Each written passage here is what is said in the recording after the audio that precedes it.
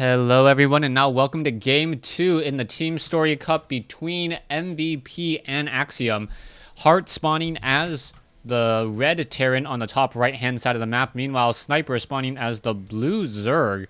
And I'm trying to remember if they're actually give me one moment. Yeah, I just wanted to do a quick double check. It is in fact the player Heart. First time I believe Heart is on my channel, part of Team Axiom. Sniper is wherever he was playing, wherever these games were playing, was a Grandmasters player. Meanwhile, Heart, I guess, visiting this particular server is still unranked, technically. Let's take a look into the matchup in the series. This is another Terran versus Zerg. Everyone has noted another Terran versus Zerg in the matchup, as this is on Daybreak. And will we perhaps see another command center first? All very, very important, as Heart has not tipped his hand as to what he is doing just quite yet. We can see Sniper, always a Zerg player who wants to figure out what his opponent is going for, and it looks as though he is scouting relatively early.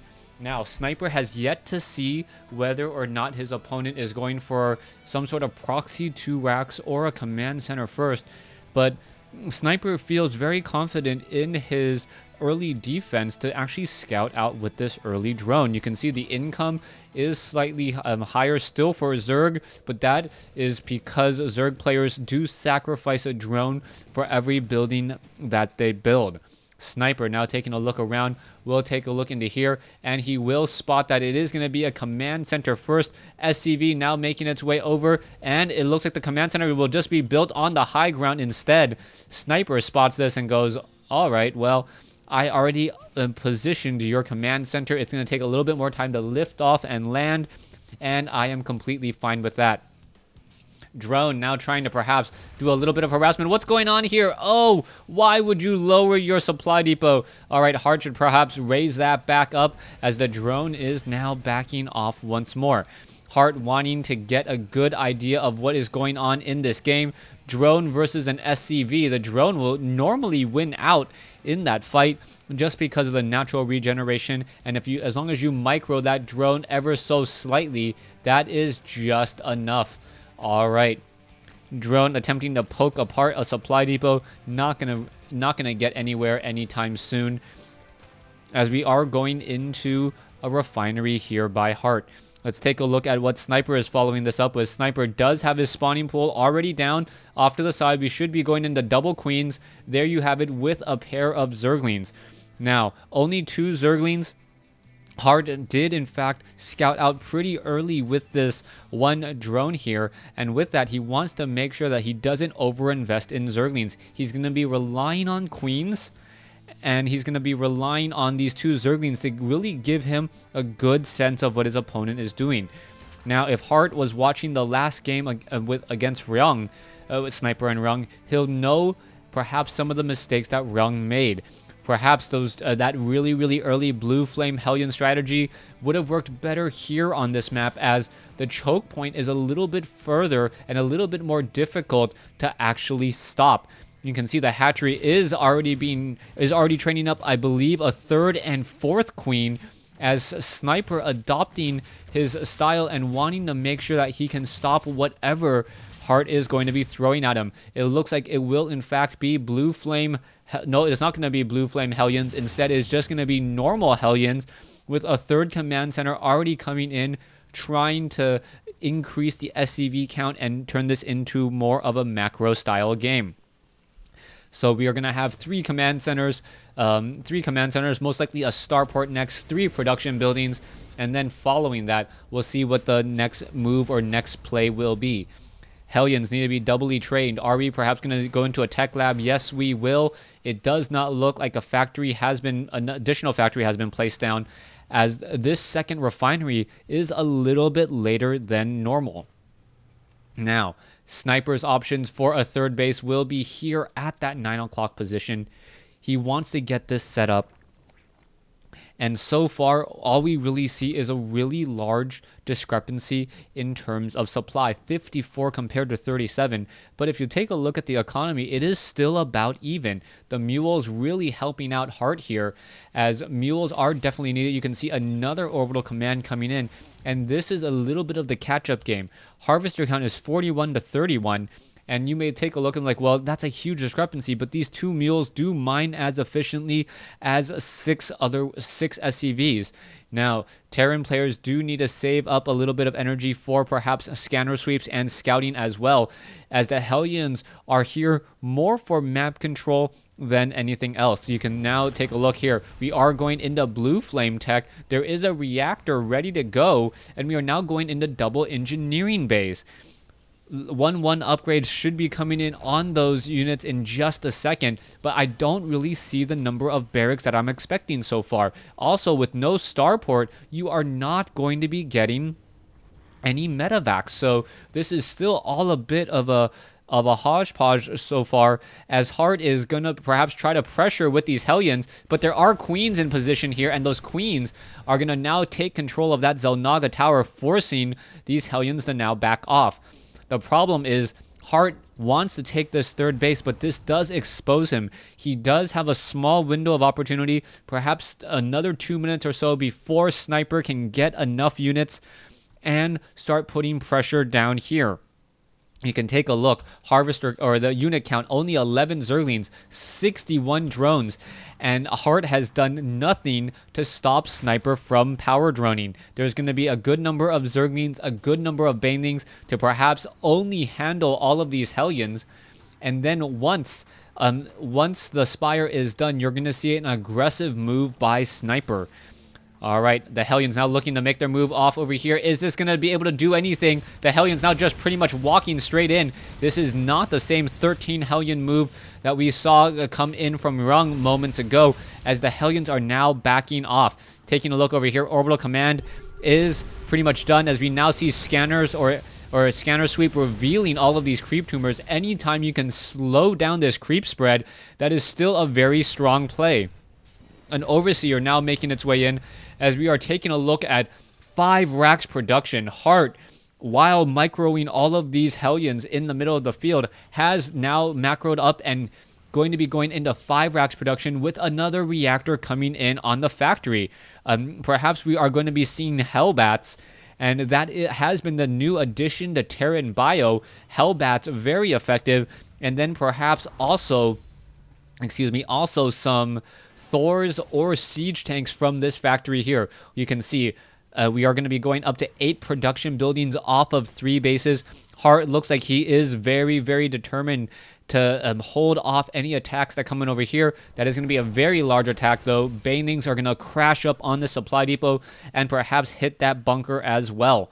Meanwhile, medevac. Hellions are not or will not be able to go into that Hellbat mode unless the servo reactor is upgraded. We can see that the Hellions are still wandering around here. And what will be happening next, as the Mutalisks are now going to be flocking straight into this position. All right, this could potentially be bad. Hart only with 1 missile turret. Is it going to be enough? Are we going into Hellbats? No, the armory was simply for level 2 weapons upgrade, as the Marines have arrived in time to at least push back some of those Mutalisks. Lancer torpedoes shooting down those Mutalisks, as well as Hart is still behind by about 14 supply. Both of the teams now have a large enough army to really deal damage to the other player. So it's going to come down to some important fights here in just a second, as the combat shield is going to finish in time before any serious engagements. All right, this is one of those issues, though. Hart should be careful. He is not mining efficiently from this third gas, and you can take a look at that. He should actually be behind just a bit, and you can see that there is a little bit of delay here. A Viking now on patrol, as we see Mutalisks once again make their way over. The drilling claws, those Widow Mines, will be able to simply just push their way into the ground and perhaps shoot down those Mutalisks, getting off a very, very large attack. So far, the losses no more than 250 for either of the players. and Sniper should be able to start developing a much stronger bank since he is running on 4 bases and I believe 8 extractors. Here we go. Marines are in position. There is a Mutalisk or a missile turret right there. The Widow Mine may try to get a shot off. There is now just complete wide open range here, and the missile turret isn't going to be enough. Going to get quickly focused down. There it goes, and that is the problem. A missile turret trying to shoot down one Mutalisk there. Natural regeneration for the win, or the enhanced natural regeneration for the win, as both sides are still fighting. The Marines with no other support going to get taken down. Meanwhile, in the center here, Hart trying to push back all of these banelings, and a Widow Mine shooting down an Overseer.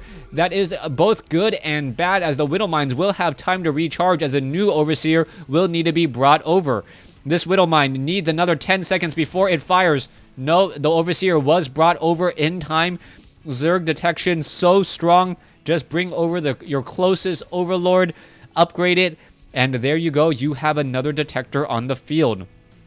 Drilling Claws. Let's take a look at the losses. Zerg has lost a bit more, but then again, he is mining more, so that doesn't really tell us much here. 175 versus 185. Queen may get picked off over here, as the Zerglings and the Banelings may be coming in for a beautiful flank, and Hart is in trouble. Hart does not know about the Zerglings in the back. The Banelings are still in the front position here. Zerglings, catching some damage here, and now here we go, attacking from all sides, all at once. The entire game is collapsing as Hart is getting flanked so quickly. Mutalisk, however, not able to charge in here, as the losses now evening out again. 3 bases to 4. The Widow Mine's now taken down. Mass Mutalisk in the skies, as I believe a Widow Mine hit does take down a Mutalisk. The Mutalisk now, however, going to be recharging rather quickly, and they will be ready to go. They will be ready to go in about another 60 seconds. Here we have it. Is the Mutalisk perhaps going to try to engage there? Zerglings running straight in, and does not get taken out by the Widow Mine. The charge is still ready to go, as the Overseer and the Zerglings. This could potentially be bad. Widow Mines just attacking all over the place, causing a whole bunch of splash damage. The Widow Mines just completely caving in on themselves, and Hart taking a bit of splash damage as well. Burrowed Banelings down here at the bottom of the ramp. Hart did see them burrow, as we now see a drop now happening on the bottom side. This is more of a superficial play. The Queen should be able to clean this all up, but it is forcing or somehow causing Sniper to retreat all the way back and giving a lot of ground back to Hart. The Mutalisk will clean up this attack, as we now see a very large attack force come in from Hart here. Alright, the Zerglings, the Marines, both sides fighting out. A bit of a split there, as the Widow Mines not doing anything there at all. What is happening here? Marines now trying to back away. The Widow Mines, they're not going to get caught out of position. The Banelings are here ready to go. A new command center now coming in, as Sniper still has about a 12 supply advantage. Hart now looking to perhaps come in with a very strong flank again. Sniper going to come in with a very strong flank against Hart again. Widow Mine, does take down a Mutalisk and does cause a lot of damage. 2 more Zerglings just going to sit here. There you go. Beautifully done. Sacrificing those Zerglings in a key time there, as more Widow Mines causing more splash damage. Here we go. Another Widow Mine hit could be coming in. Mutalisk now trying to just run off to the north. The Marines are currently upgraded 2-2. Beautiful Baneling smashes, as Hart is now down to 134 supplies. Sniper still seeing now 161.